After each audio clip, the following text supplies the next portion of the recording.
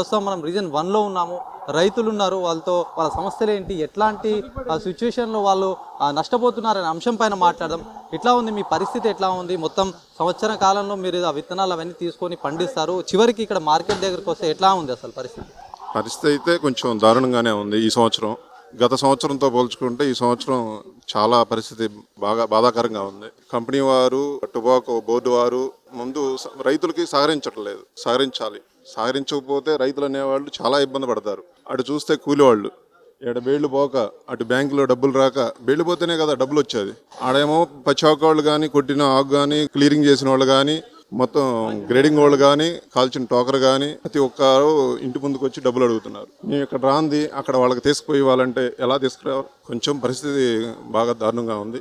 దాన్ని దృష్టిలో పెట్టుకొని వాళ్ళు కూడా కొంచెం ముందు కనుకరిస్తే చాలు. కొద్దిగా ఏదైనా చూసి రేట్లు కొంచెం వాళ్ళు చేసి కొనాలి. కానీ ఈ రకంగా పరిస్థితులు ఇలా దారుణంగా ఉంటే మేము అసలు ఏం చేయాలనేది మా పరిస్థితి అర్థం కాకుండా ఉంది. ఎట్లా కొంటున్నారు ప్రస్తుతం? ఇక్కడ దాదాపుగా వచ్చిన 100 బేర్లు చేస్తే దాంట్లో ఒక 20 మలిపేస్తున్నారని చెప్పి అంటున్నారు. ఇప్పుడు బ్యార్నీకి వచ్చి 6 ఇచ్చారు, 6లో 2 పోయినాయి, 4 ఎన్నికి వచ్చినాయి.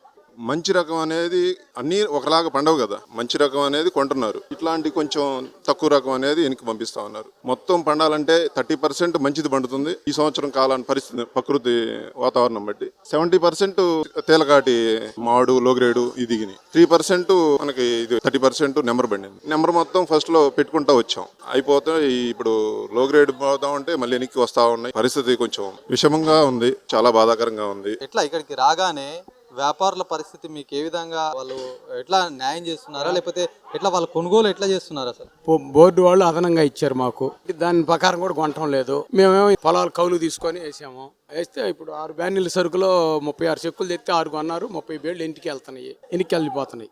మరి అనధికారంగా వేసే పొగాకేమో గవర్నమెంట్ కొనమని వాళ్ళకి డబ్బు ఇచ్చింది. లైసెన్సులు ఉండే వాళ్ళకేమో మాకు ఇంత మటుకు కొన్నోళ్ళు లేడు, దిక్కు లేదు, పలకరించిన వాళ్ళు లేదు. గత ప్రభుత్వంలో పొగాకు బ్రహ్మాండంగా కొన్నారు, ఈ ప్రభుత్వంలో కొన్నోళ్ళు లేడు, నాదుడు పట్టించుకున్నోళ్ళు లేడు. అదే ప్రకారం అని చెప్పి మేము 3 లక్షల కౌలుకి నీరుడు కొన్నారు కాబట్టి ఆ ప్రకారం మేము తీసుకున్నాము.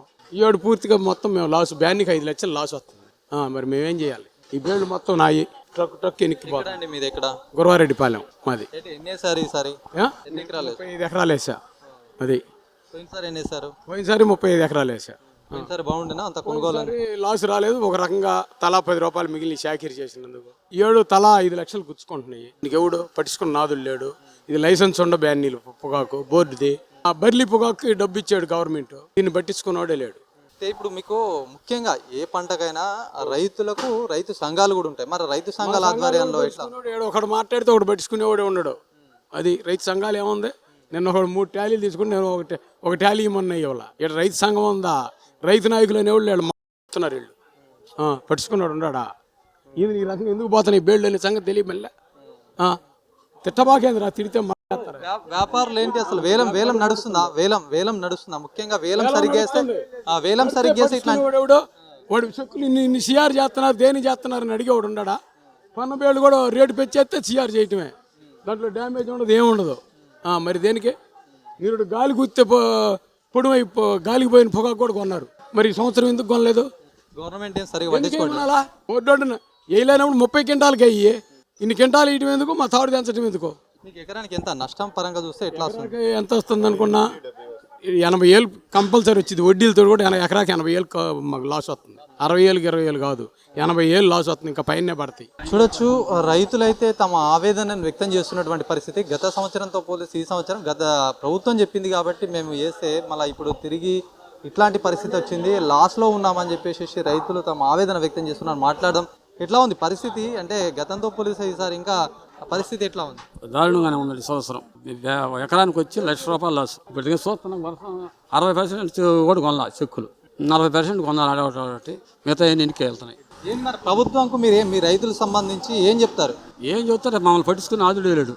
మమ్మల్ని అడిగేవాళ్ళు కానీ చెప్పేవాళ్ళు కానీ లేదు. మమ్మల్ని పట్టించుకోవట్లా. వాళ్ళు కొంటే కొంటారు, కొనపోతే ఇంటికి ఎత్తుకోవాలి అంతే. మీ దాంట్లో కూడా రైతు సంఘాలు ఉండాలి, అది పార్టీ కనుసంధాల్లో నడుస్తుందా ఇదంతా? సంఘాలు లేవు, ఏమీ లేవు, దాడి వాళ్ళదే. అయితే అధికారులకు కావచ్చు, లేకపోతే పార్టీలకు ఎవరైతే అనుగుణంగా ఉంటారో వాళ్ళకి తొందరగా ఉంటున్నారా? ఎట్లా ఉంది ఇక్కడ పరిస్థితి? అదేమీ లేదు అసలు. ఏం మాకే తెలియదు. వ్యవహారం మా ఊరి మట్టికి శుక్ర మట్టికి పంట అనేది చూశారు కదా. పోయినసారి ఒక రకంగా కొన్నారు, ఈ కష్టంలో అసలు కొనలేదు. ఇతను 20 చెక్కులు తెచ్చాడు, అతను 2 చెక్కులు పోని, నేను 10 తెచ్చా, 5 పోని. సో బేళ్ళు కూడా తీసుకెళ్ళి బ్రహ్మాండంగా ఉండే బేళ్ళు కూడా.